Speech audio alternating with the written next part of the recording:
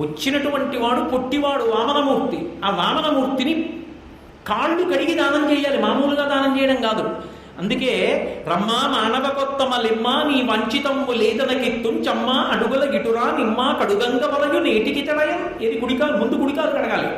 ఏది బంగారు పళ్ళెంలో కుడికాలు పెట్టి కడుగుతాను ముందు, రెండు కాళ్ళు పెట్టి కడగడం కాదు, ముందు కుడిపాదం కడగాలి. నేను కుడిపాదం కడుగుతాను, గండపెండేరం వేస్తే ఎడం పాదానికి వేయాలి. అందుకని కుడిపాదం పెట్టు కడుగుతాను అంటే ఆయన పాదం ఇలా పెట్టారు, పెడితే ఏదో వింధ్యావళి నీళ్లు పోసింది, ఆయన కాళ్ళు కడిగాడు. కాళ్ళు కడిగి ఇప్పుడు ఇచ్చేశాను అన్నాడు. విప్రాయ ప్రకట వ్రతాయ భవతే విష్ణుస్వరూపాయతే తత్ప్రామాణ్య విధే త్రిపాదస్య ధరణిం దాస్యామి యంచున్ క్రియాక్షిప్రుండై ధనుజేశ్వరుండు వడుగుం చేసాచి పూజించి బ్రహ్మప్రీతం మనిధారమోసి భువనం ఆశ్చర్యము పొందగా. భువనాలు ఆశ్చర్యపడిపోయేటట్టుగా బ్రహ్మప్రీతం అని ఇస్తే ఎవరి కోసం అంటే ఈశ్వర ప్రీతి కొరకు ఇచ్చేస్తున్నాడు. కొలుచుకోవద్దు, వెంటనే వామనమూర్తిని కొలుచుకోమన్నారు. యజమాని భూమిని కొంటే తన కాలుతో తొక్కి చూసుకోవాలి, లేకపోతే అమంగళం. అందుకని 3 అడుగులు ఇప్పుడు వామనమూర్తి కాళ్ళతోటే కొలుచుకోవాలి. ఆయన ఏం చేశాడు?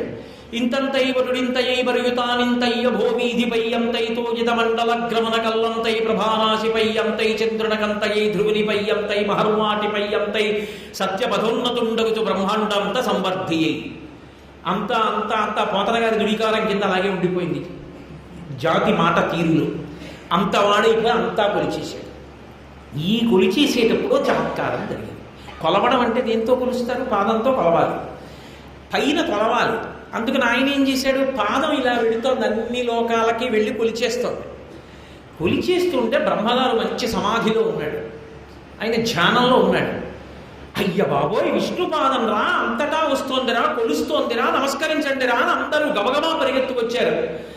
పరిగెత్తుకొచ్చి చూస్తుంటే కోలాహలం, ఆ ఉత్సాహంలో గట్టిగా మాట్లాడారు. బ్రహ్మగారు సమాధిలోంచి ఉలిక్కి పడ్డాడు. ఎందుకు రా తరుస్తున్నారు అన్నాడు. ఎందుకు అరుస్తానంటే మీ నాన్నగారి పాదం వస్తోందన్నాడు.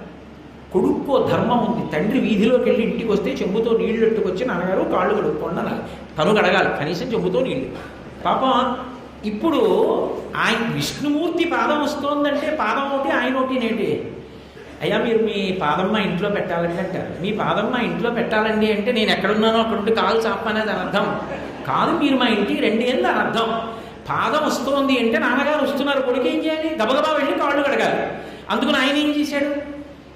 జననీ జన్మభూమిశ్చ స్వర్గాదపి గరీయసి. అది దేశం గొప్పతనం అంటే అది ఇప్పటిది కాదండి.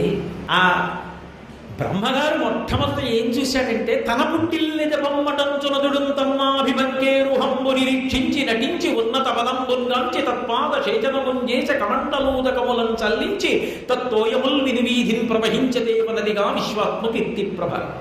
ముందన్నట్ట ఆ బొడ్డులోంచి వచ్చిన తామర పువ్వు చూశాట. ఏలూరు చూస్తే నేను మురిసిపోయినట్టు, రే నేను పుట్టిన ఇల్లు రాయిది అన్నట్ట.